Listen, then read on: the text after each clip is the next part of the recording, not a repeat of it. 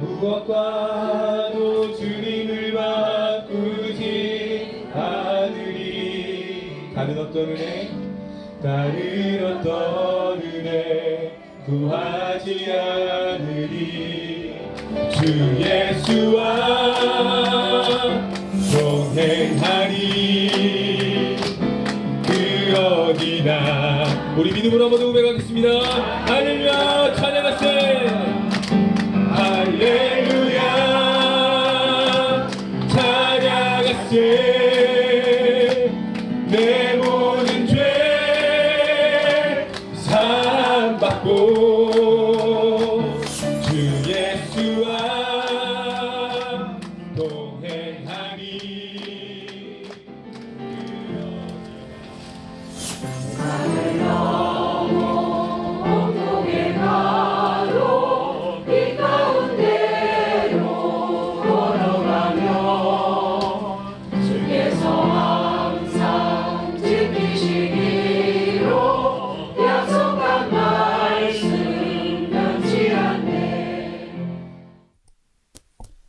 하나님, 너무너무 감사를 드립니다.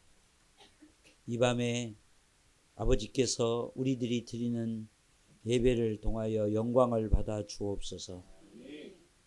저희들이 갈급한 심령으로 이곳에 와서 귀하신 종으로부터 들려지는 말씀을 듣겠사오니 저희들 심령 하나하나에 큰 은혜를 베풀어 주옵소서. 그동안 하나님의 선하신 뜻을 쫓아 살지만 어느새 세상 것들이 우리의 심령을 메워버렸습니다. 다시 한번 메어진 곳을 파내어 아버지 우리의 심령 속에 놀랍고 신비스러운 생수의 강이 흐르게 하여 주옵소서. 세월의 흐름을 따라 귀하고 소중한 것들을 저희들이 많이 잃어버렸습니다. 다시 되찾아오는 귀하고 소중한 밤이 되게 하여 주시옵소서. 하나님 아버지, 오늘 또 귀하고 소중한 아버지께서 귀하게 쓰시는 종을 이곳에 보내어 주셔서 너무너무 감사를 드립니다. 우리 귀하신 목사님, 이 시대의 교회와 세상을 위하여 합당하게 쓰시는 귀하신 목사님, 오늘 이 밤에 이 연약한 자들을 위하여, 이 작은 자들을 위하여 보내심을 받아 귀하고 소중한 아버지 하나님의 말씀을 전할 때에 지금까지 주셨던 능력과 비교할 수 없는 더 큰 은혜를 우리 목사님에게 허락하셔서 이 연약한 심령들, 목마른 심령들, 메어져서 아버지 생수가 나오지 못한 심령들을 아버지께서 이곳으로 초청하여 주셨으니 귀하게 쓰시는 종을 통하여 들려지는 말씀을 통하여 회복의 역사를 맛보게 하여 주시옵소서.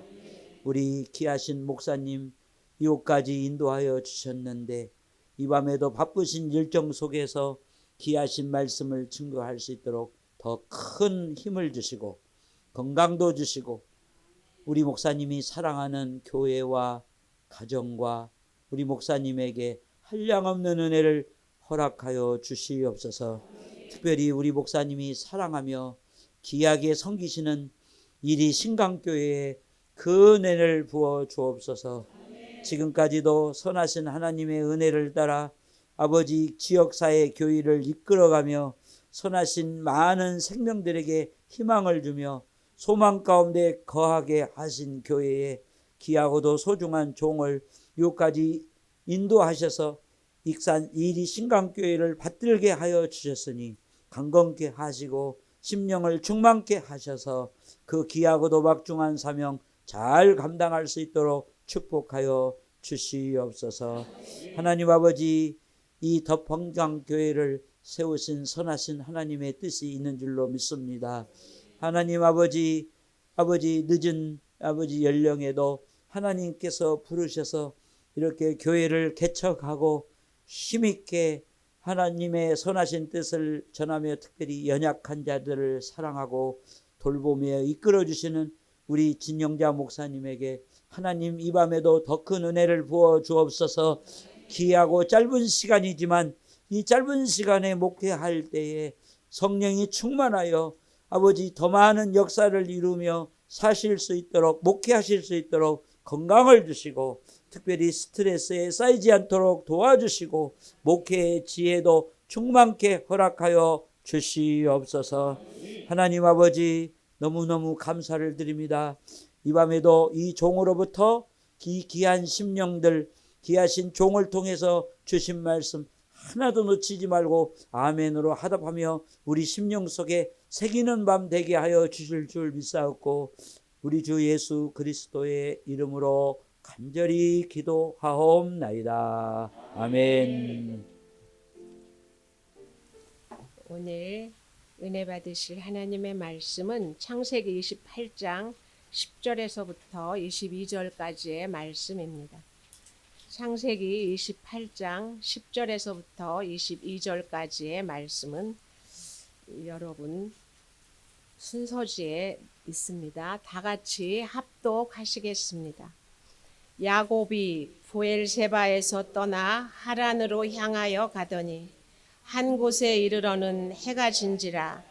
거기서 요숙하려고 그곳에 한 돌을 가져다가 베개로 삼고 거기 누워 자더니 꿈에 본즉 사닥다리가 땅 위에 서 있는데 그 꼭대기가 하늘에 닿았고 또 본즉 하나님의 사자들이 그 위에서 오르락 내리락 하고 또 본즉 여호와께서 그 위에 서서 이르시되 나는 여호와니 너의 조부 아브라함의 하나님이요 이삭의 하나님이라.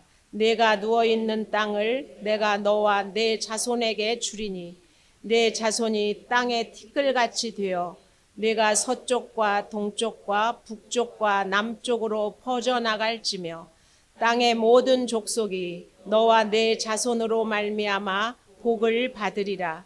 내가 너와 함께 있어 내가 어디로 가든지 너를 지키며 너를 이끌어 이 땅으로 돌아오게 할지라. 내가 네게 허락한 것을 다 이루기까지 너를 떠나지 아니하리라 하신지라. 야곱이 잠이 깨어 이르되 여호와께서 과연 여기 계시거늘 내가 알지 못하였도다. 이에 두려워하여 이르되 두렵도다 이곳이여 이것은 다름 아닌 하나님의 집이요 이는 하늘의 문이로다 하고 야곱이 아침에 일찍이 일어나 베개로 삼았던 돌을 가져다가 기둥으로 세우고 그 위에 기름을 붓고 그곳 이름을 베델이라 하였더라. 그 성의 옛 이름은 루스더라. 야곱이 서원하여 이르되 하나님이 나와 함께 계셔서 내가 가는 이 길에서 나를 지키시고 먹을 떡과 입을 옷을 주시어 내가 평안히 아버지 집으로 돌아오게 하시오면 여호와께서 나의 하나님이 되실 것이요 내가 기둥으로 세운 이 돌이 하나님의 집이 될 것이요 하나님께서 내게 주신 모든 것에서 10분의 1을 내가 반드시 하나님께 드리겠나이다 하였더라. 아멘. 이 시간 이리 신강교회 특송 있으시겠습니다.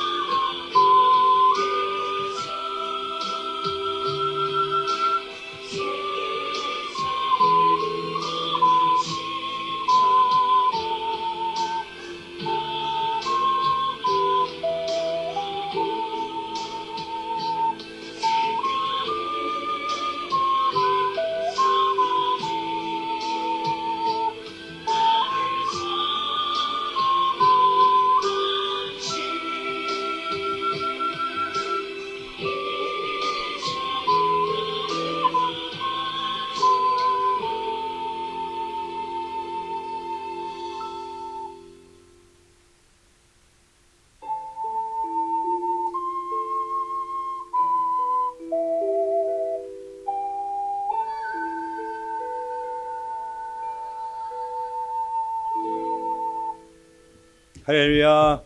네. 오늘 이렇게 또 은혜의 자리에 오신 여러분들 축복합니다. 제가요 좀 그래도 익산에서 큰 교회를 목회를 하다 보니까 이렇게 말씀을 부탁하는 요청이 많이 들어와요. 근데 제가 거절할 때가 훨씬 많습니다. 왜 그러냐면요. 바빠서 그런 게 아니라 우리 교회 감당하기도 내가 벅찬데 어디 다니면서 말씀 전하는 게 제가 그 말씀의 무게를 충분히 감당하고 어디를 가도 말씀을 잘 흘려보내는 그런 사람이 됐다 그러면 제가 막 어디든지 가고 싶은데요. 웬만하면 좀 안 가려고 그럽니다. 근데 우리 김인자 목사님께서 전화 주셔서 왔으면 좋겠다 했을 때 제가 이렇게 오게 된 것은 제 마음에 빚진 자의 마음이 있습니다. 솔직히 우리 교회가 크다 보니까 이렇게 다른 교회에서 이렇게 오시는 분들이 많으세요. 근데 그게 솔직히 인간 목회자니까 한편으로는 좋죠. 아, 교회에 이렇게 또 성도님들이 오시는구나. 근데 또 한편으로 많이 부담이 돼요. 왜냐하면 많은 교회가 어려운데 그 어려운 상황 속에서 성도님들이 오시는 것들이 특별히 개척교회나 이제 막 성장해야 되는 교회들 한테 참 부담이 돼서 어떻게 우리 교회가 좀 잘 지역교회를 섬길까 그런 마음이 늘 고민이 있습니다. 그래서 지금 잘 못하고 있어요. 그렇지만 조금이라도 더 좀 지역교회와 함께 호흡할 수 있도록 고민을 하면서 성도님들과 많이 의논하고 있고요. 그래서 저는요, 뭐 오늘 참 우리 문병현 목사님 기도해 주셔서 너무 감사합니다. 힘이 많이 됐는데 저를 귀하신 목사님이라고 막 몇 번 해주셔가지고 제가 몸둘 바를 모르는데 귀하신 목사님은요, 진짜 우리 문병민 목사님하고 진영자 목사님 귀하신 목사님입니다. 두 분을 위해서 박수 한번 쳐주세요. 네. 저는요, 솔직히 개척교회 목사님 그 자체로 존경합니다. 개척하신 목사님들 보면요, 존경이 돼요. 저는 개척할 자신 없습니다. 하나님, 저는 개척할 자신이 없는 걸 아시고 다 차려진 밥상에 보내주셔서 이렇게 목회하게 하시는데 참 이렇게 개척을 하면서 교회를 섬긴다는 것은요, 엄청난 일입니다. 특별히 문병희 목사님, 제가 평상시에는 말씀 안 드렸는데 제가 굉장히 마음으로 존경하고 있습니다. 왜냐하면 문병희 목사님 개척도 하셨고 또 개척을 하면서 이렇게 정말 어려운 아이들, 학생들을 어려운 재정에서도 그거를 모아서 아이들을 돕는 장학 사업을 힘들 때나 어려울 때나 멈추지 않고 계속 하셨어요. 작년인가 재작년에 홍수가 나서 교회에 큰 어려움이 있었거든요. 물이 잠기고 막 그런데 정말 교회가 어려웠죠. 근데 그때도 장학 사업을 멈추지 않으시더라고요. 그래서 제가 보면서 와, 정말 대단하시다. 마음에 존경이 듭니다. 여러분들이 이 익산에 있는 모든 교회들을 위해서 기도해 주시고 우리 교회가 연합하여 이 땅에 하나님의 나라를 이루는 우리 모든 익산의 교회가 되기를 주의 이름으로 축원합니다. 그리고 제가 이렇게 와서 말씀을 전하면 참 좋은 게요. 가까이서 이렇게 성도님들 얼굴을 보니까 표정이 다 보여요. 우리 이리신강교회는요, 쓰면 성도님들 얼굴이 안 보입니다. 제가 또 눈이 좀 나빠가지고요, 그냥 뿌연 이렇게 참 성도님들 표정이 안 보여서 말씀을 잘 듣는지, 조는지, 은혜를 받는지 모르는데 여기서는 이렇게 가까이 표정들을 보니까 너무 좋습니다. 우리 덕판경교회가 정말 하나님의 영적 부흥을 경험하기를 주의 이름으로 축원합니다. 예, 오늘은 광야 그곳이 꿈이 되는 땅이라는 제목으로 말씀 나누겠습니다. 여러분, 야곱과 요셉이 있죠. 누가 아버지입니까? 야곱. 아들은 누구죠? 요셉이죠. 부자지간이죠. 근데 이 두 사람이요, 너무 성품이 달라요. 삶의 쾌적도 다르고. 여러분은 야곱과 요셉 중에 누가 더 좋으세요? 야곱이 좋으세요? 요셉이 좋으세요? 솔직하게 누가 좋으세요? 요셉은요, 저는 이제 존경하는 인물 하면 요셉, 좋아하는 사람은 야곱. 왜 그러냐면 요셉은요, 완벽합니다. 얼굴도 잘생겼잖아요. 그러니까 보디발의 아내가 유혹하죠. 똑똑하죠. 탁월한 영성이 있죠. 하나님을 신실하게 섬겼죠. 그리고 최고의 지위에 올라갔죠. 그러니까 완벽합니다. 완벽해요. 흠이 없어요. 성경에서 가장 예수님을 닮은 사람 중에 한 명이 요셉입니다. 근데 정이 안 가요. 왜냐하면 너무 완벽하니까. 삶이 너무 완벽하면 정이 안 갑니다. 근데 야곱은요, 굉장히 우리랑 닮았습니다. 우리랑 닮은 모습이 있어요. 야곱의 이름의 뜻이 뭔지 아세요? 야곱의 이름의 뜻은 발 뒤꿈치란 뜻입니다. 네. 쌍둥이에요. 에서와 야곱이 리브가의 뱃속에 있을 때 싸웁니다. 싸우다가 10개월 내내 싸우다가 누가 먼저 나가느냐를 놓고 싸우다가 이 야곱이 밀린 겁니다. 그래서 나오면서 형 에서의 뒤꿈치를 잡고 나왔다 그래서 발 뒤꿈치라는 이름의 뜻에 야곱을 준 거예요. 근데 이 야곱이라는 이름이요, 굉장히 네거티브한 뜻입니다. 우리나라 말에 뒤통수 친다 이런 말 있죠. 뒤통수 친다. 이게 무슨 뜻입니까? 남을 속인다는 얘기죠. 남을 속이고 사기치고 그런 뜻이잖아요. 뒤꿈치를 잡는다라는 것은요, 속인다는 뜻입니다. 남을 속이고 얄팍한 수를 가지고 얄팍한 계산을 하면서 경쟁하고 싸우면서 남을 속이는 사기꾼 기질을 말할 때 뒤꿈치를 잡는다는 뜻입니다. 그러니까 야곱은 태어나면서부터 이름의 부정적인 뜻을 가지고 태어났죠. 우리랑 굉장히 비슷한 면이 있어요. 여러분, 야곱과 요셉을 잘 보면요, 공통점은 뭐냐면 야곱이든 요셉이든 인생에 시련이 굉장히 많았습니다.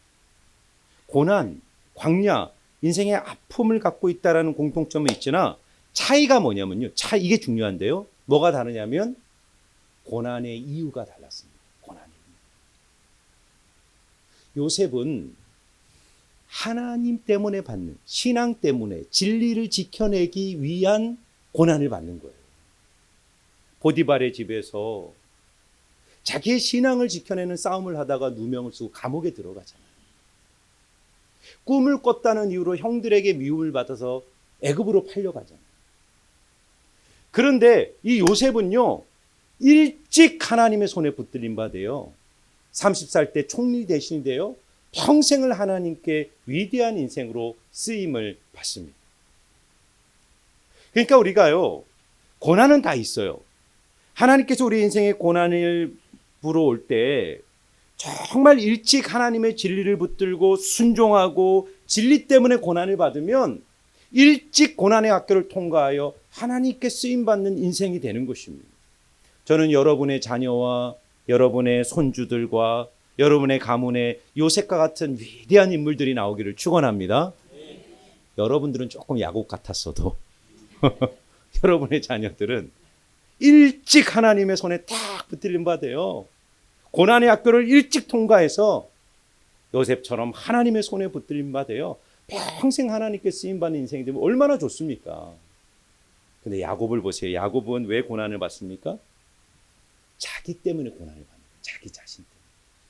욕심 때문에, 하나님의 뜻에 불순종하고 자기 자아를 앞세우고 고난을 자초하는 거예요. 형에게 장자권을 뺏으려고 어떻게 합니까? 팥죽으로 형을 속여서 장자권을 뺐죠. 그리고 그 장자권을 실제로 그 복을 받고자 아버지 이삭을 어떻게 속여요?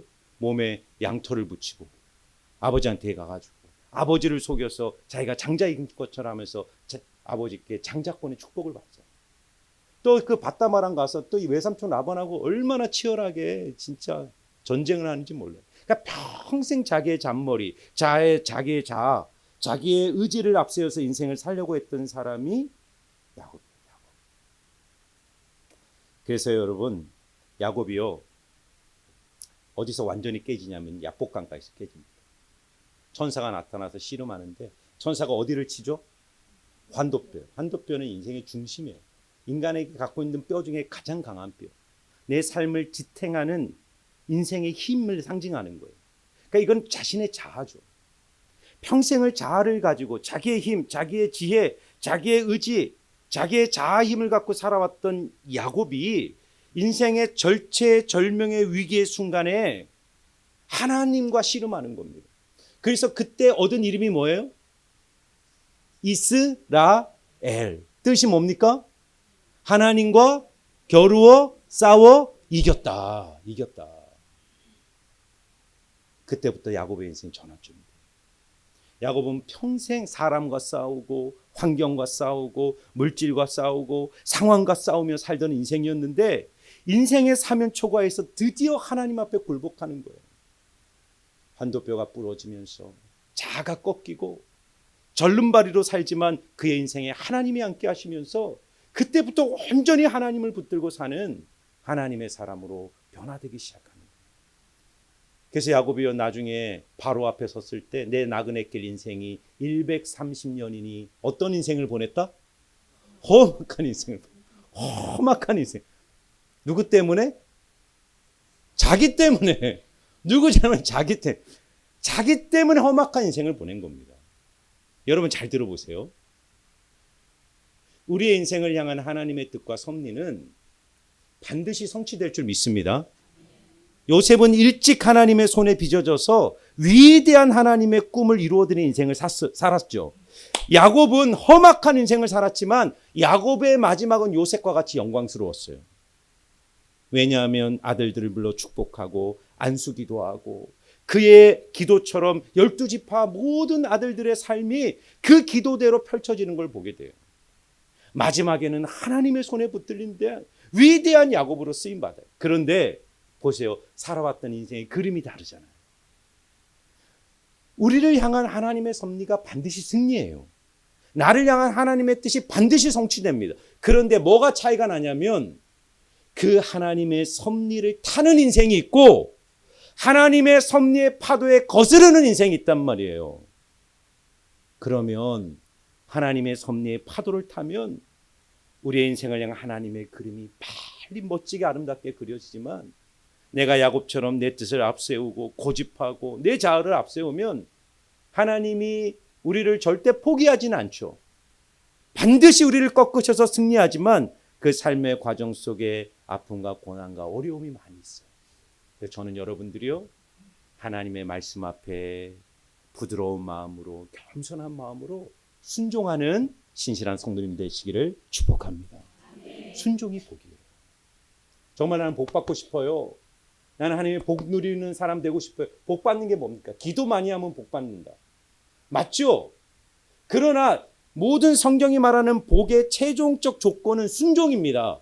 말씀이 올 때 하나님의 섭리의 말씀이 내 인생에 찾아올 때 거스르지 않고 내 뜻 앞세우지 않고 어제 말씀 배웠잖아요. 주가 원하시면 그렇죠? 주가 원하시면 주님의 주권에 내 인생을 내어드릴 때 여러분을 향한 하나님의 그 큰 꿈과 뜻이 온전히 이루어지게 될 줄 믿습니다.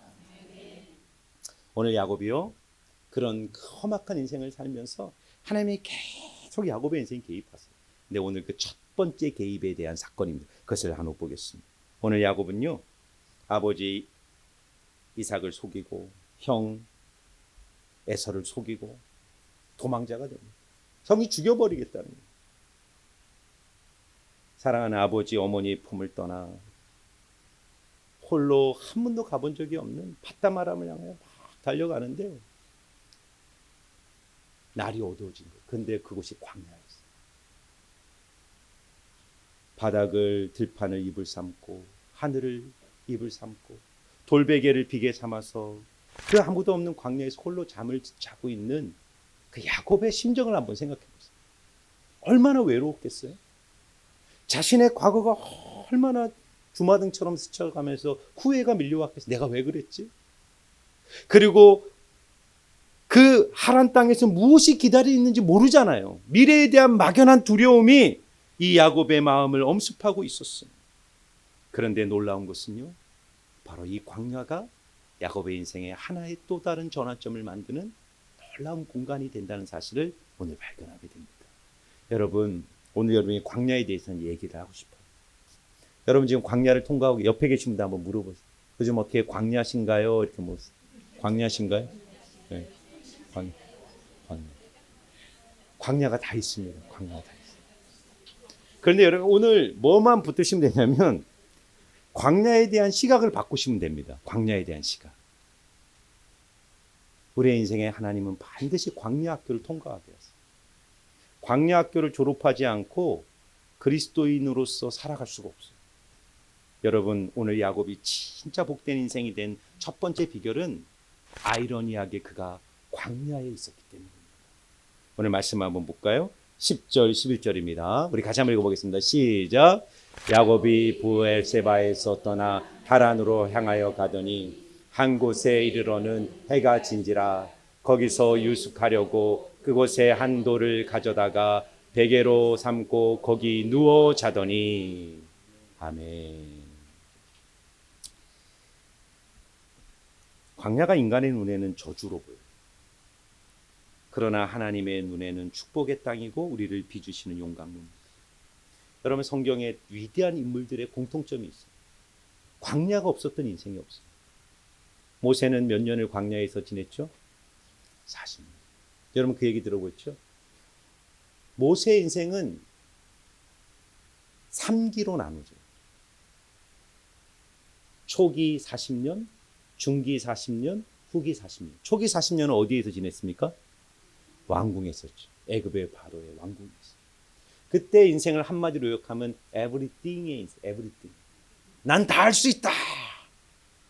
뭐 학문과 문무와 가문과 권위와 실력과 뭐 부족한 게 없잖아요. 그러니까 자아가 얼마나 하늘을 찌르겠어요. 근데 그 everything의 인생이 40세 때 만들어낸 결론은 뭡니까? 모세가 뭘 합니까? 사람을 죽이잖아요. 자기의 자아로 사는 인생의 결론이 뭐냐? 자기 뜻대로 안 되는 겁니다. 그래서 하나님이 그를 어디로 보내시냐면 미디안 광야로. 거기서 목동으로 이름 없는 목자로 40년의 세월을 보는데 그 중기 40년의 인생을 nothing의 인생이라고 그래요. nothing. 아무것도 할 수 없는 인생.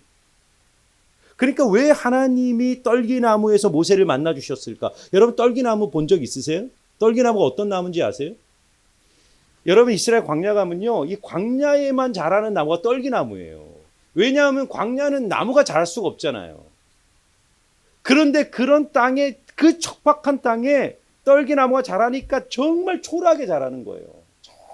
조그맣고 막 잎사귀도 없고 가시가 있는 그런 초라한 나무에 주님이 찾아오세요. 80세가 되었을 때. 떨기나무가 모세 자신의 실존을 보여주는 거예요. 저 버려진 떨기나무가 내 인생 같구나. 내가 이렇게 보잘것없고 초라한 인생이구나. 그런데 그 떨기나무 인생에 하나님이 불로 임하잖아요. 근데 불이 임했는데 떨기나무가 탑니까 안 탑니까? 안 타죠. 하나님의 임재로 충만한 nothing의 인생, 그 인생이 비워지자 거기에 하나님이 임하시는 거예요. 하나님이 불로 그의 영혼을 붙드시는 거예요. 그래서 마지막 후기에 40년, 80부터 120세까지 모세는 어떤 인생이 됩니까? 제가 잘못 얘기했네요. 초기 40년이 something에 있어요. something. 내가 뭔가 할 수 있어. 나는 뭔가. 그 다음에 nothing의 인생으로 갔다가 주님이 찾아오시자 어떤 인생이 된다? everything의 인생. 다 하는 거예요. 다. 이거 처음에 헷갈렸습니다. 다 할 수 있는 인생이 된 겁니다. 여러분. 그러니까 광야가 복이라는 거예요. 여러분, 다윗이요, 일찍 기름 부음을 받잖아요. 그죠? 하나님이 사무엘 보내서 다윗에게 너는 왕이 될 거야. 근데 바로 왕이 됐습니까? 안 됐죠. 20년의 세월을 광야의 도망자로 숱한 고난을 겪으면서 그 고난을 통과한 후에 왕이 돼요. 뒤에서 말씀드리겠지만 다윗이 사울과 달랐던 점은 광야가 있었기 때문에. 사울도 마찬가지입니다. 사울이 다메섹 도상에서 부활하신 주님을 만나고 바로 사도로 쓰임받은 게 아니에요. 막 그때 불이 나서 막 다메섹 들어가자마자 막 전도하고, 그러니까 막 사람들이 죽이려 하니까 제자들이 또 예루살렘에 피신시켜요. 또 거기서 불을 못 참아서 막 전도하니까 그 유대인들이 암살조를 조직해서 어디로 보내냐면 이 다소로 보내는데 10년이나 썩어서 무명의 사람으로 그 다소에서 이름 없는 사람 살아. 나중에 바나바가 불러서 안디옥 교회에서 목회하죠. 그러니까 하나님이 한 사람을 빚으실 때 광야, 아라비아 광야, 미디안 광야, 광야를 통과하셔서 그 사람의 영혼을 빚어내시는 겁니다. 제가요, 아까 그랬잖아요. 참 저같이 못난 인생이 하나님 어떻게 목회자를 삼으셨고 또 이리신강교회 참 안경원 목사님 같이 정말 위대하신 목사님이 목회하셨던 이런 좋은 교회에 왜 저같이 부족한 인생을 보내셔서 이 교회를 감당하게 하실까? 앞만 봐도요, 저 자신에게는 이유가 없어요. 그런데 제가 딱 하나 찾은 게 있습니다. 뭔지 아세요? 제 인생에 광야가 있었어요. 광야. 그 광야가 어딘지 아세요? 미국의 이민 목회. 와, 진짜 너무너무 고통스러운 시절이 있었어요. 너무너무 감사했고 은혜도 있지만 많은 눈물이 있는. 제가 뭐 이렇게 얼굴 보면 남들하고 싸울 인상입니까? 아닙니까? 남들 뭐 힘들게 할 사람이 아닌데 왜 그렇게 저를 와서 찌르는 분들이 많은지. 어떤 장로님 한 분이, 제가 어디 갔을 때 구체적인 얘기는 안 했어요. 근데 제가 부목사로 갔거든요. 그게. 부목사로 갔는데 이 목사님이 저를 후임으로 내정을 하신 겁니다. 그래서 당회에서 저를 이제 후임으로 은퇴하시면서 후임으로 딱 삼으시고 했는데 장로님 한 분이 법위호 이런 거예요. 법위호. 부목사는 담임이 안 된다 하는 법이 있었어요. 근데 이제 예외 조항이 있었어요. 예외 조항. 원로 목사님이 은퇴하면서 후임으로 생각해서 부목사로 청빙하면 이제 담임이 될 수 있다. 이제 이런 예외 조항을 가지고 저를 이제 후임으로 했는데, 하여튼 이 장로님은 끝까지 법이요. 그래서 심지어 어떤 일까지 있었냐면요. 교회가 한 200에서 250명 됐는데 단체 카톡을 만들었어요. 200명을 다 불렀어요, 이 장로님이. 거기서 저에 대한 온갖 유언 비어, 가짜 뉴스, 공격. 그러니까 거기서 한 번도 살면서 들어보지 못한 그런 비난과 공격을 받는데 너무너무 힘든 거예요. 그래도 제가 하나님의 은혜를 주셨어요. 처음에는 막 안수 집사들 모아서 담임 목사가 뭐 문제가 많다 뭐 그러면서 하니까 안수 집사들이 한 명, 두 명 걸로 넘어가는 거예요. 젊은 안수 집사들이 매주 저한테 와서 목사님 이 교회에서는 더 이상 못 있겠습니다. 시끄러워서. 안수 집사가 다 나가버렸어요. 그러니까 얼마나 고통스럽습니까?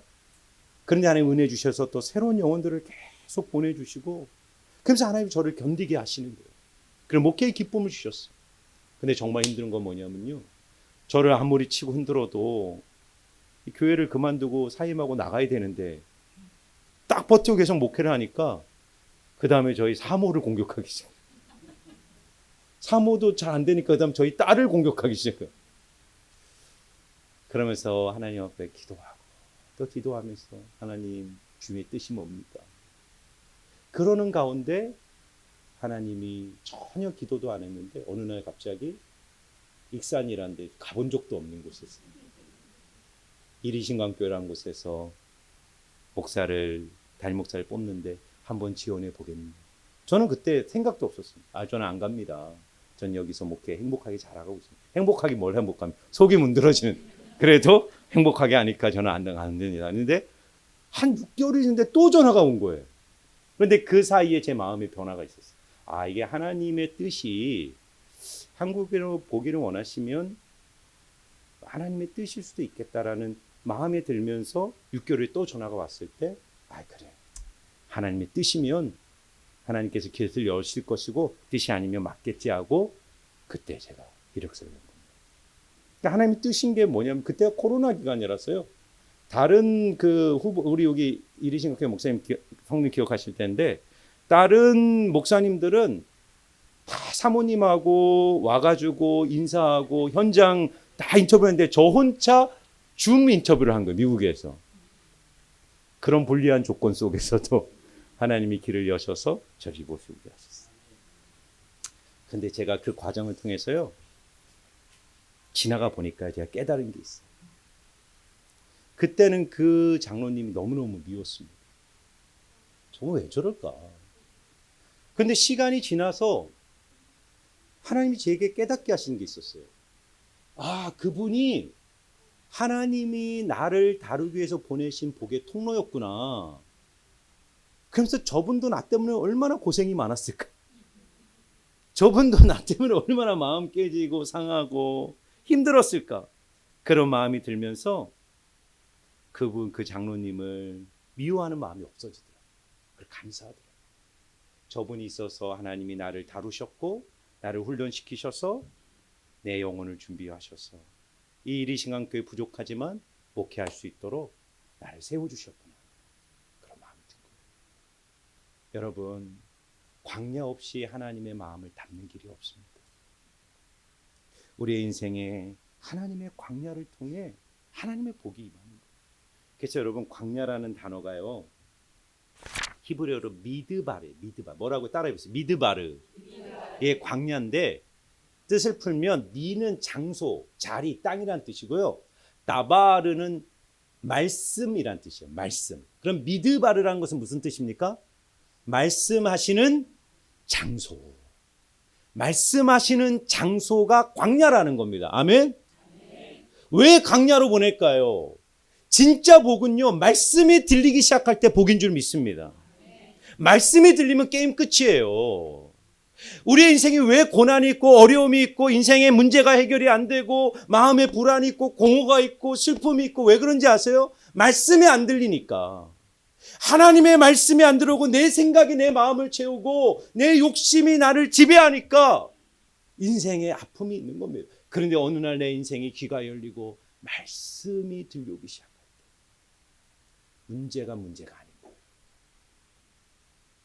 여러분, 한번 생각해요. 야곱이요, 아버지 이삭과 리브가의 집에 있을 때 헤브론에서 예배를 드렸을까요? 안 드렸을까요? 드렸죠. 제사도 드렸죠. 아버지 리브가, 어머니 리브가로부터 말씀도 들었겠죠. 왜냐하면 유대 가문이고 하나님을 섬기는 집안인데 왜 하나님을 예배하지 않았겠습니까? 그런데 왜 거기서는 말씀이 안 들렸을까? 말씀이 안 들리는 겁니다. 그러니까 자기 장께를 앞세워 형을 속이고 아버지를 속이고 경쟁하고 싸우고 그러는 건 아닙니까? 하나님이 그를 몰아서 광야로 집어넣는 거예요. 광야에 들어가자 그의 귀가 열리면서 하나님의 음성이 들리는 것입니다. 여러분, 우리가 어떤 환경에 있을지라도 그 고통의 환경 속에서 여러분들이 하나님의 음성만 듣는다면 오히려 그 광야의 자리가 여러분의 인생을 복주는 복의 땅이 될 줄 믿습니다. 광야는요, 비빌 언덕이 없는 땅이에요. 하나님 외에는 의지할 데가 없어요. 하나님만 바라보는 땅이에요. 그러니까 기도의 깊이가 달라지고 말씀을 보는 눈이 달라지고 하나님에 대한 영적 감각이 살아나는 것입니다.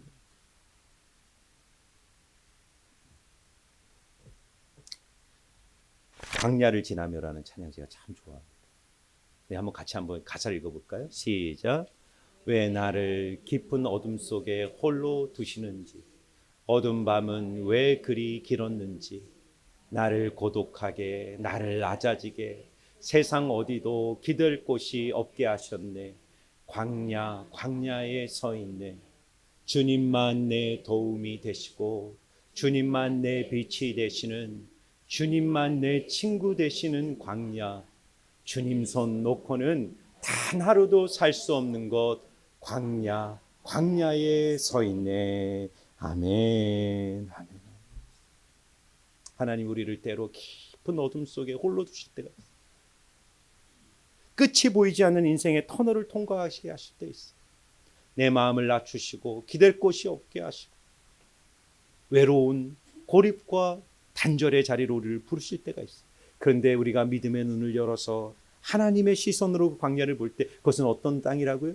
주님만 내 도움이 되시고, 주님만 내 빛이 되시는, 주님만 내 친구 되시는 그 광야. 저는 여러분의 인생에 주님의 친밀한 사랑이 회복되시기를 주의 이름으로 축원합니다. 여러분, 카프만이라는 한 여류 작가가 쓴 광야의 샘이라는 책이 있어요. 광야의 샘. 그 책에 어떤 내용이 나오냐면요, 이분이 이렇게 애벌레가 꼬치에 들어가서 꼬치를 통과하면 뭐가 됩니까? 나비가 되잖아요. 근데 이 꼬치를 빠져나오는 나비를 보니까 너무 고통스러워하는 거예요. 이 좁은 구멍을 막 몸을 비집고 막 그래서 나오면 완전히 찌그러져 가지고 막 이렇게 있는 모습이 너무너무 불쌍해서 이 카프만이 어떻게 했냐면요. 가위를 들고 그 꼬치의 끝부분을 탁 잘라준 거예요. 구멍을 크게 만들어줬어요. 그러니까 나비가 어떻게 나왔을까요? 쉽게 나오죠. 아주 반듯한 모습으로. 그러니까 카프만이 속으로 어떤 생각했냐면 야, 내가 창조주보다 낫다. 내가 이렇게. 그런데 여러분 깜짝 놀란 거예요. 그 좁은 구멍을 통과한 나비는 찌그러져서 나오지만 잠시 후에는요 날개를 쫙 펴서 멋지게 하늘을 비상하는 거예요. 그런데 자기가 잘라준 구멍에서 나온 그 나비는요 못 날아요. 못 날아. 날지를 못하는 거예요. 푸덕푸덕푸덕만 하지 못 날아요. 왜 못 날냐면 이 꼬치에서 나비가 나올 때요 이 좁은 구멍을 막 몸을 비비고 고통스럽게 나올 때 이 몸에 있는 그 양분과 힘과 에너지들이 날개로 전달이 되는 거예요. 그 과정 속에서. 그런데 그것이 없이 그냥 나와버리니까 날개에 힘이 없어서 날지 못하고 죽어버리는 겁니다. 우리 인생도 똑같습니다. 하나님이 때로 우리에게 통과할 수 없는 깊은 고난의 그 터널을 통과하게 할 때 힘들어도 인내와 믿음을 가지고 하나님을 믿고 좌절하지 않고 믿음으로 그 자리를 통과할 때 하나님이 여러분들을 빛난 자리로 세워주실 줄 믿습니다.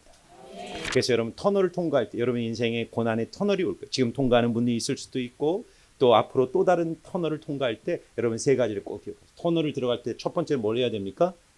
창문을 닫아야 돼요. 두 번째는요? 헤드라이트를 켜야 돼요. 세 번째는요? 초월하지 말고 직진하세요. 갓길에 대면 안 되죠.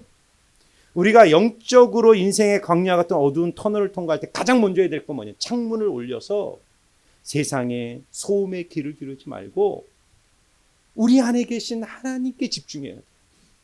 세상의 소음을 차단하고 내 마음에 계신 우리 안에 계신 주님께 집중하시기를 축원합니다.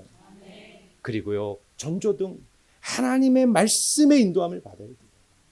여러분 성도의 인내는 그냥 참는 게 아닙니다. 광야에서 여러분들을 지키게 하는 힘은 바로 말씀의 빛입니다.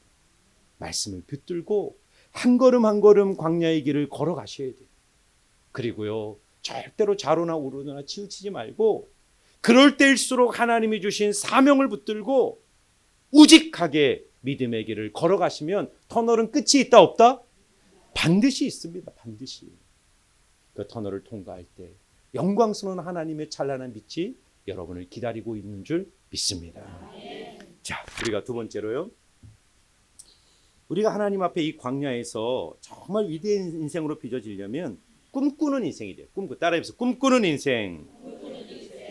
여러분, 꿈은 영어로 뭐예요? 영어로 꿈. 드림. 그런데 또 꿈을 얘기하는 우리 성경은 꿈을 드림이라 하지 않아요. 뭐라 그런지 아세요? 비전이랍니다. 비전. 꿈과 비전의 차이가 뭔지 아세요? 꿈과 비전의 차이. 똑같이 보는 거예요. 근데 꿈은 망상일 때가 많아요. 그것은 내가 보는 꿈이에요. 내가 꾸는 망상이에요. 내 욕망이 그리는 미래입니다. 그러니까 꿈꾸는 사람의 특징은 뭐냐면 대가지불이 없어요. 꿈과 비전의 차이는 그 보는 것을 위해서 자기의 인생에 대가지불을 합니다. 비전은 내가 꾼 게 나로부터 나온 게 아니라 하나님이 보여주시는 미래, 하나님이 말씀 안에서 찾아온 그림이기 때문에 그 말씀을 붙들고 대가지불을 해요. 그래서 비전의 삶은 미래를 바꾸는 것입니다. 여러분, 예레미야 33장 3절 너는 내게 부르짖으라. 내가 내게 응답하겠고 내가 알지 못하는 크고 비밀한 일을 내게 보이리라. 여러분, 광야가 왜 복이냐면요, 우리 인생에 고난이 오고 내 힘으로 할 수 없는 인생의 한계에 부딪힐 때 그때 우리는 기도하기 시작해요. 하나님을 찾는 거예요. 말씀 앞에 진지하게 서는 겁니다. 그러면 그 기도 가운데 우리가 부르짖을 때 하나님이 내가 알지 못하는 크고 비밀한 일, 하나님의 비전, 하나님의 꿈이 뭔지를 보게 해주세요. 오늘 야곱이 진짜 복된 인생이 바로 그가 광야에 있었을 뿐만 아니라 그가 광야에서 꿈을 꾸기 시작하는 거예요. 하나님의 비전을 보는 것입니다. 저는 여러분들이 비전의 사람 되기를 축원합니다.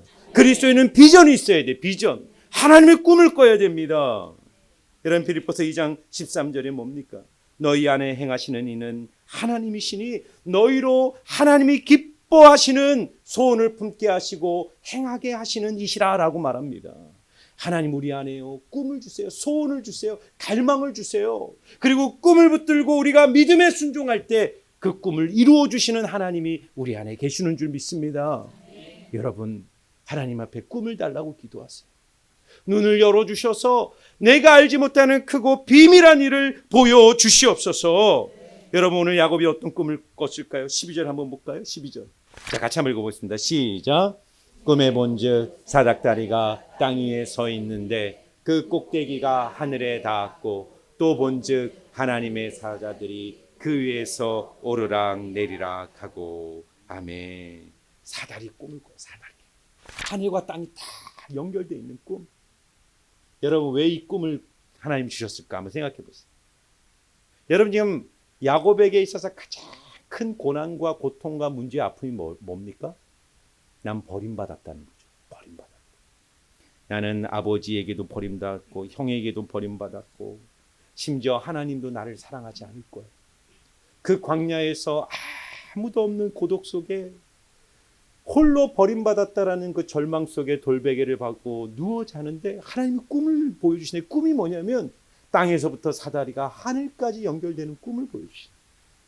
근데 그 꿈이요, 더 놀라운 것은 이 사다리가 오늘 말씀을 보니까 하늘에서 땅으로 내려온 것이 아니라 어떻게 반대로 땅에서부터 하늘 끝대기까지 닿았다 그래요. 그러니까 하늘로 시작해서 사다리가 쫙 올라가는 거예요.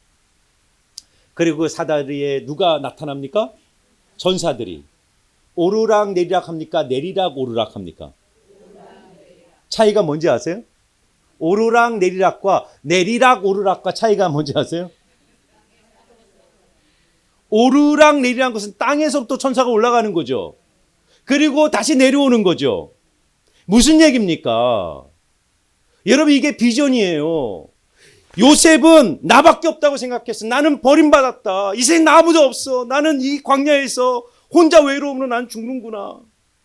그런데 알고 봤더니요, 하나님이 꿈을 보여주는데 그 하늘과 땅이 연결되어 있는 거예요. 그리고 하나님이 막 야곱이 이제 광야에서 죽을 것 같으니까 그제서야 하늘에서 사닥다리를 막 부랴부랴 내려준 게 아니라 이미 그 광야의 사닥다리는 야곱의 인생 속에 하늘과 연결되어 있는 것입니다. 그리고 수호천사처럼 야곱을 지키던 그 천사들이 야곱의 아픔, 야곱의 고통, 야곱의 인생의 눈물을 가지고 하나님 앞에 올라가 그 야곱의 인생의 슬픔들을 하나님 앞에 올려드리고 하나님으로부터 은혜를 가지고 내려오는 거예요. 오르락 내리락. 여러분의 인생에도 천사의 오르락 내리락이 있는 줄 믿습니다. 근데 보지 못할 뿐이죠. 그러니까 눈을 열어주시라고 기도해야 돼요. 나 혼자 있는 게 아닙니다. 사다리가 있는데 사다리. 하나님의 사랑이 여러분. 그래서 야곱이요 잠에서 깬 후에 하나님께 제사 드리고 그 야곱의 그 광야 이름을 뭐라 줘요? 뭐라고? 이름을 뭐라고 집니까? 벳엘이라 줘요. 벳엘. 그 이름의 뜻이 뭡니까? 하나님의 집. 하나님의 집. 아, 하나님이 여기 계셨구나. 나 혼자 알았는데 여기가 하나님의 집이요 하나님의 성전이구나. 이게요 베델 신앙입니다. 야곱이요 얼마나 고난이 많아요. 사실은요 이 광야 고난 아무것도 아닌 게 나중에 이제 하란 가가지고 얼마나 고난, 자기가 잔머리 굴리던 인생이 진짜 엄청난 사람을 만든 그 누구냐면 라반을 만든 라반. 자기보다 한 수 위에요. 딸 준다 그래 놓고는 그냥 누나 집어넣고 7년 더 일해. 그러니까 거기서 얼마나 착취를 당하고 고난을 당하고. 그러니까 우리가 잔머리 살면 갖고 살면 하나님이 더 센 잔머리 사람 붙여준다니까요. 그러니까 우리 순전하게 살아요. 순전하게. 그러니까 여러분 근데 그런 고난 속에서 야곱이 믿음을 잃지 않고 고난을 이길 수 있었던 것이 이 베델의 신앙. 내가 어디 있든지 하나님 나와 함께 하시는 거예요.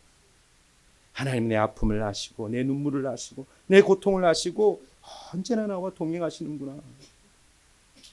그 은혜 속에서 야곱은요 하나님의 놀라운 은혜를 누리게 된 것입니다. 그러니까 여러분 우리가 한번 생각해 보세요. 우리에게도 똑같은 거예요. 야곱이 이 광야에서 내가 처하고 있다고 생각한 자리와 실제로 야곱이 머물러 있던 자리는 달랐단 말이에요. 야곱은 나는 버림받았고 광야고 이것은 아무도 없고 살 수 없는 땅이고 그런 자리에 자기가 있다고 생각했단 말이에요. 그런데 하나님이 그의 눈을 열어주셔서 꿈을 보여주니까 인생의 실제가 보이는 게 뭐냐면 하나님이 함께 하시는 하나님의 집에 내가 있구나. 하나님이 내 곁에 계십니다. 이렇게 보이기 시작합니다. 그러니까 여러분 우리는 어떤 생각하냐면 복이 뭘까? 인생의 행복이 뭘까를 내가 어디에 있느냐로 자꾸 판단해요. 내가 몇 평 아파트에 살고 어떤 차를 타고 내가 어떤 집에 살고 어떤 곳에 있고 내가 어떤 자리에 있고 그것이 내 인생의 복을 결정한다고 생각하는데 그게 아니라 내가 누구와 함께 있느냐가 복을 결정하는 줄 믿습니다. 누구와 함께? 예수님과 함께 있다면 초가삼간도 하나님의 천국, 하나님의 은혜가 있는 곳인 줄 믿습니다. 여러분, 이 사닥다리가 야곱에게만 해당하는 말이지 아니요. 참 놀라운 말씀 보세요. 요한복음 1장 51절 한번 볼까요? 같이 한번 읽어보십니다. 시작. 또 이르시되 진실로 진실로 너희에게 이르노니 하늘이 열리고 하나님의 사자들이 인자 위에 오르락 내리락 하는 것을 보리라 하시니라. 아멘. 예수님이요 나다나엘을 보고 한 말이에요. 나다나엘아 내가 무화과나무 아래에 있을 때 내가 너를 보았다. 나다나엘 깜짝 놀라잖아요. 어떻게 저를 아십니까? 내가 그 정도를 보고 놀라느냐? 내가 더 큰 것을 보고 놀랄 텐데 그것이 뭐냐? 하늘이 열리고 하나님의 사자들이 인자 위에 오르락 내리락 하는 걸 보리라. 여러분 이거 지금 어디 사건을 예수님 인용하는 거예요? 야곱의 사건이에요. 그 사다리가 누구라는 겁니까? 예수님 인자 위에 그 사다리가 예수라는 거예요. 여러분 이게 그냥 제가 하는 얘기가 아니라 우리가 예수님을 영접하고 예수님을 내 인생의 중심에 모시면 여러분의 인생에 하늘이 열리고 하나님이 여러분의 인생에 동행해 주신 줄 믿습니다. 여러분 이게 복이에요. 복. 예수님이 내 안에 계시기에 우리의 인생 광야 같은 인생 하나님이 없는 척박한 이 광야 같은 인생에 하늘이 열리고 하나님의 천사들이 내 인생에 찾아와 세상이 줄 수 없는 평화와 기쁨 감격으로 우리를 채워주신 여러분 어제 거룩한 교환이라는 얘기 십자가에서 거룩한 교환이에요. 나병 환자를 만날 때 그 나병 환자의 저주, 심판, 고통이 내게 오고 예수님이 이루신 의로움, 선함, 평안, 기쁨이 우리에게 전가되는 거룩한 교환. 사다리도 똑같은 얘기. 오르락 내리락 한다는 게 뭘까요? 예수님이 우리 안에 계시면 우리가 갖고 있는 인생의 눈물, 인생의 아픔, 문제, 고통을 우리 예수님이 그것을 가지시고 하나님 보좌로 올라가서 주님께 올려드리고 세상이 줄 수 없는 때를 따라 돕는 은혜를 주님이 그 십자가를 통해 우리 마음에 풍성히 채워주시는 은혜가 있다는 것입니다. 예수님 앞에 나가세요. 예수님 도와주세요. 예수님 제 인생을 다스려 주시옵소서. 베델 신앙을 회복하고 날마다 주의 임재를 깊이 경험하는 여러분들의 삶이 되시기를 축원합니다. 마지막 우리가 광야에서 어떻게 살아야 되느냐? 따라해 보세요. 제단 쌓는 인생. 예. 여러분 정말 중요한 얘기. 꿈은 꿈꾸는 감동으로 끝나면 안 됩니다. 꿈꾸는 것만큼 중요한 게 뭐냐면 보여주신 꿈대로 사는 게 중요해요. 보여주신 꿈대로 살아야 됩니다. 야곱이 꿈꾸고 뭘 했는지 아세요? 자, 말씀을 볼까요? 18절, 19절. 우리 같이 읽습니다. 시작. 야곱이 아침에 일찍 일어나 베개로 삼았던 돌을 가져다가 기둥으로 세우고 그 위에 기름을 붓고 그곳 이름을 베델이라 하였더라.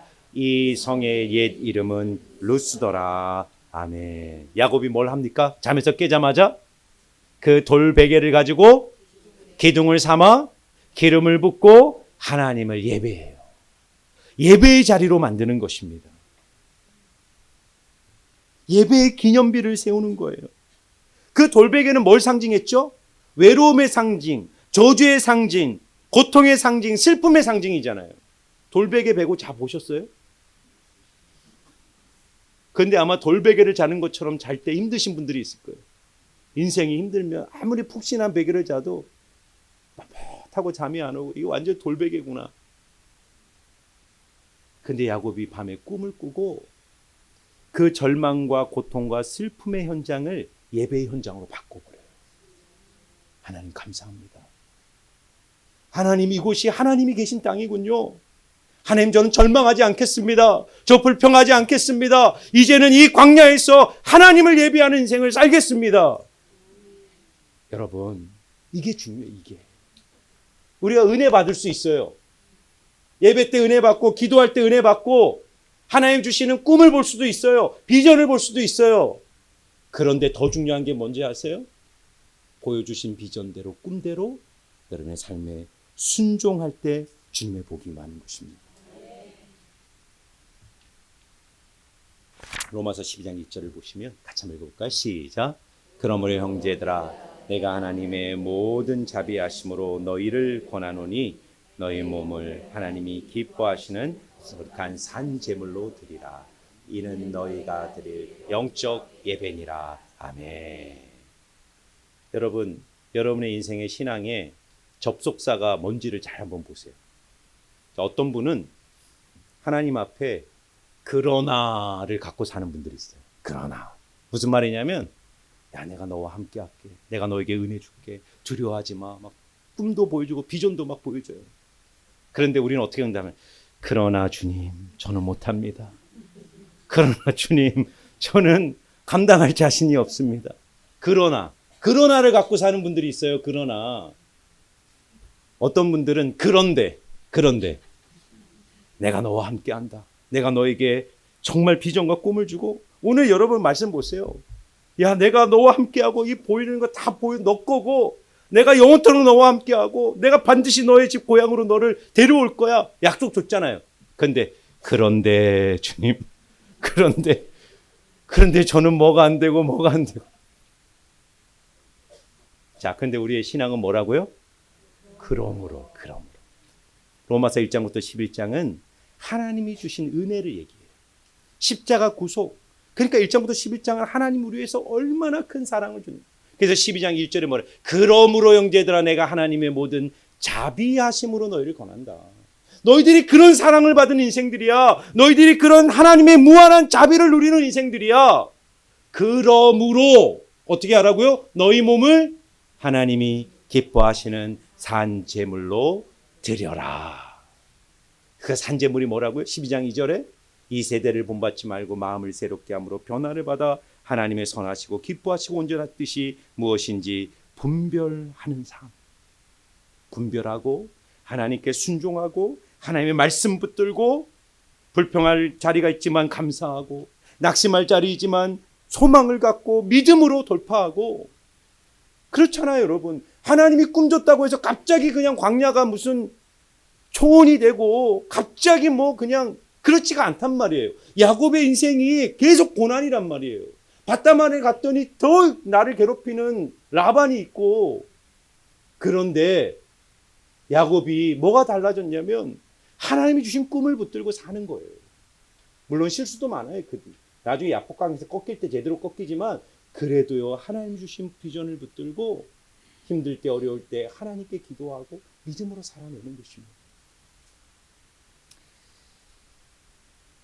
저는 여러분들이 있는 삶의 현장에서 드린 예배가 진짜 예배입니다. 여러분 제가요 아까 장로님 얘기했잖아요. 장로님 저를 우리 이리신강교회는 그런 장로님 한 분도 안 계세요. 한 분도 안 계십니다. 얼마나 저를 잘 도와주시고 기도해 주시는지 감사해요. 근데 그 이민교회 그 장로님이요 정말 저를 힘들게 했어요. 괴롭히고 스토커처럼 아주 막. 그런데 그분이 참 재밌습니다. 다 나갔습니다. 그 장로님 편에 섰던 뭐 안수 집사님들 뭐 다 나갔는데 그분은 끝까지 안 나가요. 교회가 안정이 됐는데도 안 나가.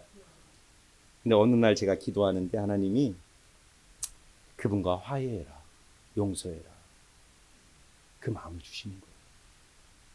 그래서 제가 어느 날 전화했어요. 장로님, 우리 교회 계속 계실 거죠? 있겠다 그래요. 그러면 우리 서로 용서하고 하나님 안에서 하나 됩시다. 그래서요, 주일날 예배 때 그분을 불렀어요. 예배 광고 시간 앞으로 나오시라. 그리고 꼭 안아줬어요. 그리고 그 장로님도 자기가 잘못했다고 고백을 하고 장로직을 내려놓고 은퇴 장로로.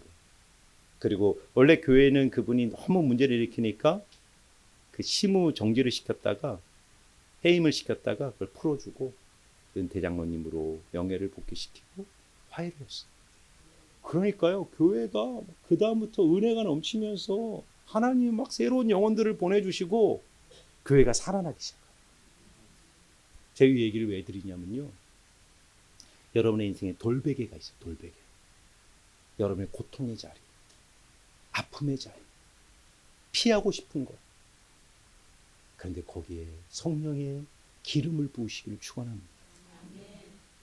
야곱이 그 돌베개를 세워 기름을 붓고 하나님을 예배했던 것처럼 정말 그 삶의 연장 속에서 하나님을 믿기 때문에 해야 될 순종, 그것이 바로 여러분이 드릴 영적 예배인 줄 믿습니다.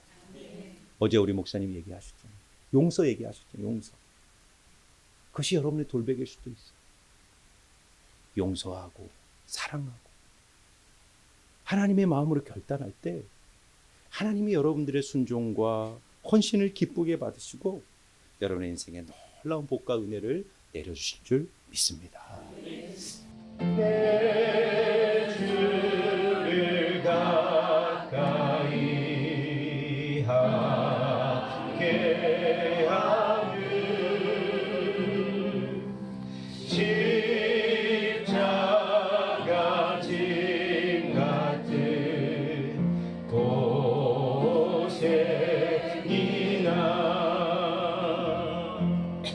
내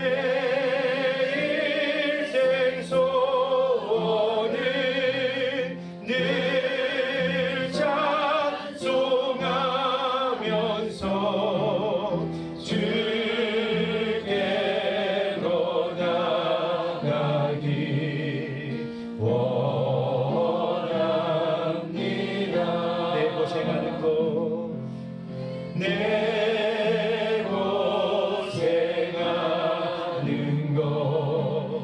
옛 야곱이 돌베개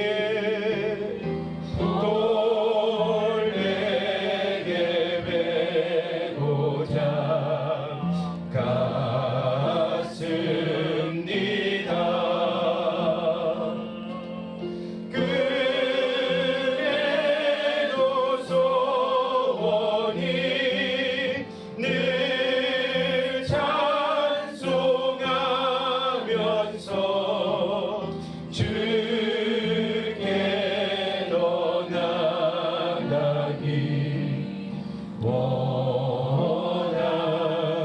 천성에 가는 길 험하여도 천성에 가는 길 험하여도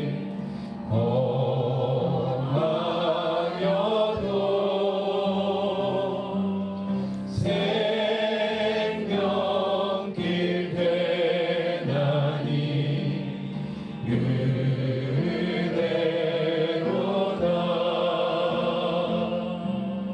전사 날 부르니 늘 찬송하면서 주께로 나가기 원합니다. 야곱이 잠 깨어 일어나는 야곱이 잠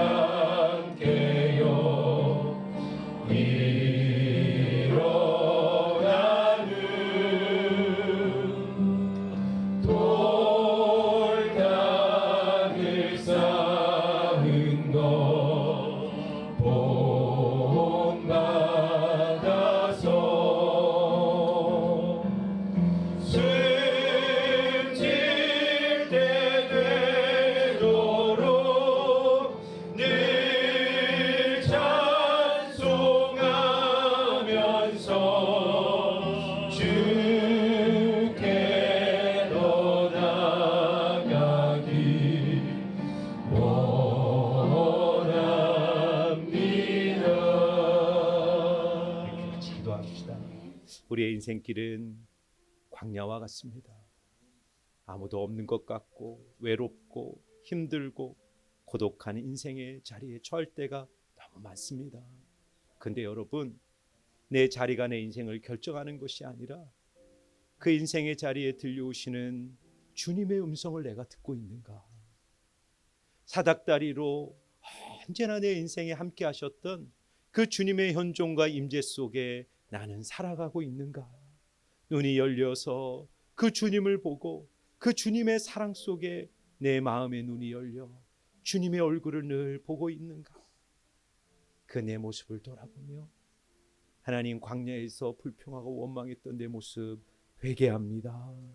이제는 야곱이 일어나 돌베개를 제단 쌓아 하나님을 예배했던 것처럼 광야와 같은 인생의 현실 속에 원망, 불평, 낙심 아니라 감사, 기도, 찬양, 하나님을 높이는 순종의 제사를 드리는 진정한 예배자로 세워 주시옵소서. 우리 주여 한번 부르시며 기도하며 나갑니다. 주여, 아버지, 이 밤 우리를 말씀의 자리로 부르시니 감사합니다.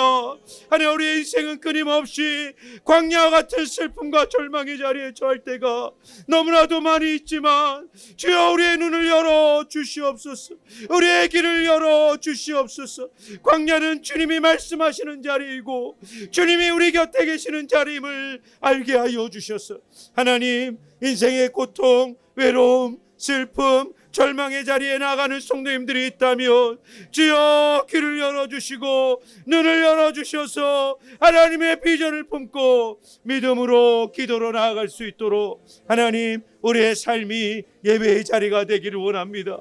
우리의 일상, 아픔, 고통, 상처, 내 삶의 자리자리마다 하나님이 함께 계심을 믿기에 이제는 그러므로의 신앙을 가지고 하나님 주신 은혜에 합당한 순종과 믿음의 삶을 살아낼 수 있는 하나님 은혜의 사람, 순종의 사람들 되게 하셔서 하나님, 우리 성도님들 한 분 한 분의 인생 속에 하늘이 열리고 우리의 인생에 함께 하시는 하늘의 사닥다리이시는 그 예수님의 현존과 아버지 임재 속에 살아갈 때 우리의 삶 전체가 하나님이 계신 베델, 하나님의 집, 하나님의 성전이 되는, 그래서 우리의 삶이 하나님께 향기로운 제사로 올려지는 산 예배, 살아있는 예배를 드리는 순전한 예배자들로 세우시고 인도하여 주시옵소서. 감사합니다. 하나님, 광야와 같은 슬픔 많은 인생의 길을 걸어갈 때 하나님, 우리의 눈을 열어주셔서 우리의 길을 열어주셔서 말씀하시는 주의 음성 듣게 하여 주시옵소서. 내가 너와 함께 있다. 내가 너를 사랑한다. 내가 물 가운데 불 가운데 지날지라도 내가 너와 함께 너를 지키며 돌보아 줄 것이라는 주님의 크신 사랑의 음성을 듣게 하여 주옵소서. 내 인생에 이미 하늘이 열려 있고 주님의 통치와 다스림이 예수 안에서 내 인생의 충만함을 보게 하사 이곳이 베델, 이곳이 하나님의 집, 하나님의 성전임을 고백하게 하여 주시옵소서. 그래서 우리의 가정이 예배의 자리가 되게 하시고 우리의 인간관계 속에 아버지 하나님 돌베개와 같은 그 아픔의 현장이 하나님을 향한 제단이 쌓아지는 예배의 자리로 바뀌게 하여 주시옵소서. 감사를 드리며 예수님 이름으로 기도하옵나이다. 아멘.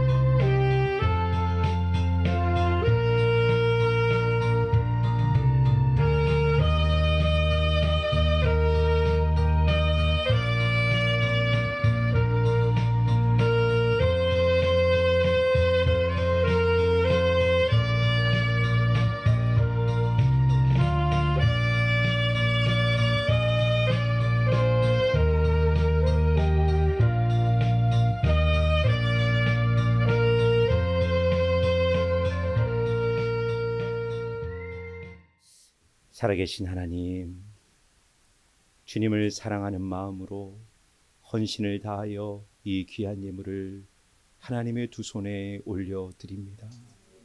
이 예물에는 우리의 간절한 소원과 하나님을 향한 소망이 담겨 있사오니 하나님, 이 예물을 바치는 손길손길 주님 찾아오셔서 그 신음소리, 그 기도소리에 응답하여 주시고 그 인생에 하늘의 큰 은혜와 복이 임하는 놀라운 기적을 허락하여 주시옵소서.